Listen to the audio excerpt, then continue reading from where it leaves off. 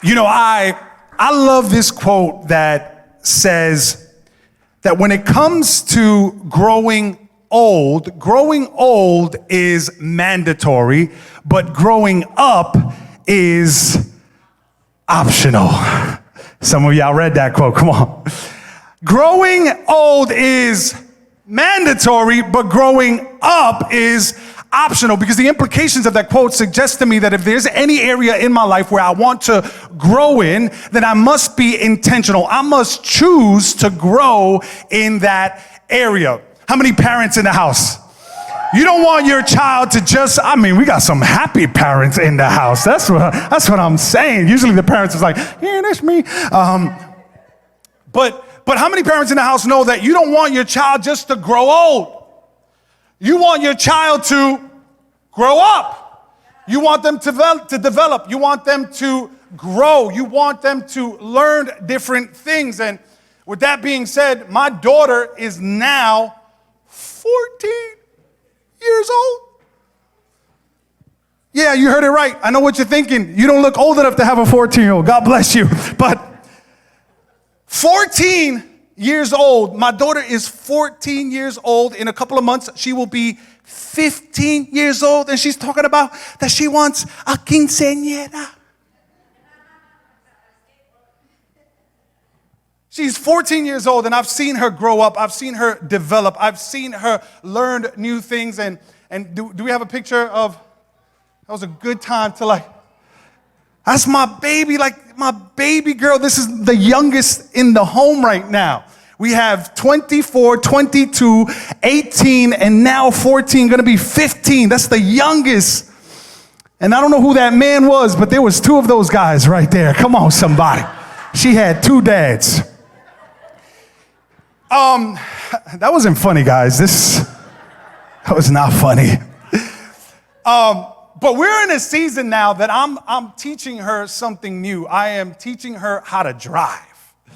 I'm teaching my daughter. She is learning how to drive. And there was a season where she was watching me as she learned how to drive. And she would watch me as I drove. And then there was a season where she was asking, and scenarios were being brought up of how to drive and what to do, and what to do when you approach certain lights and signs. And that was an aspect of her learning. But then there came a time where she had to step outside of the passenger seat. There came a time where she had to step into the driver's seat. There came a time where she had to get behind the wheel, and she had to put to practice what she learned thus far.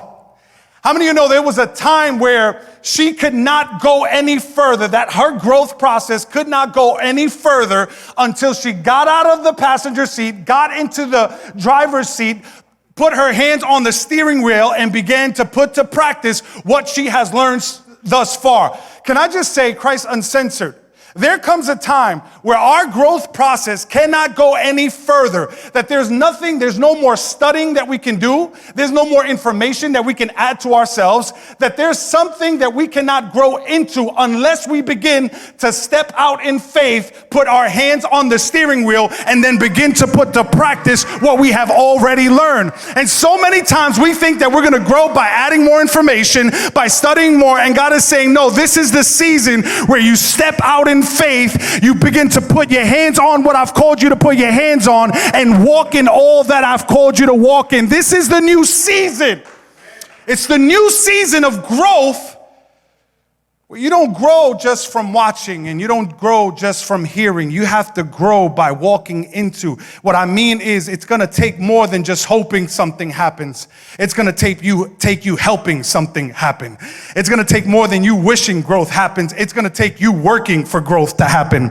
It's going to take more than you getting information. It's going to take you getting more involved. It's going to take more than you have a desire to develop. It's going to take for you to be dedicated to your own development. Do we got anybody in this place that's ready to say, I'm ready to step out and get my hands on the steering wheel?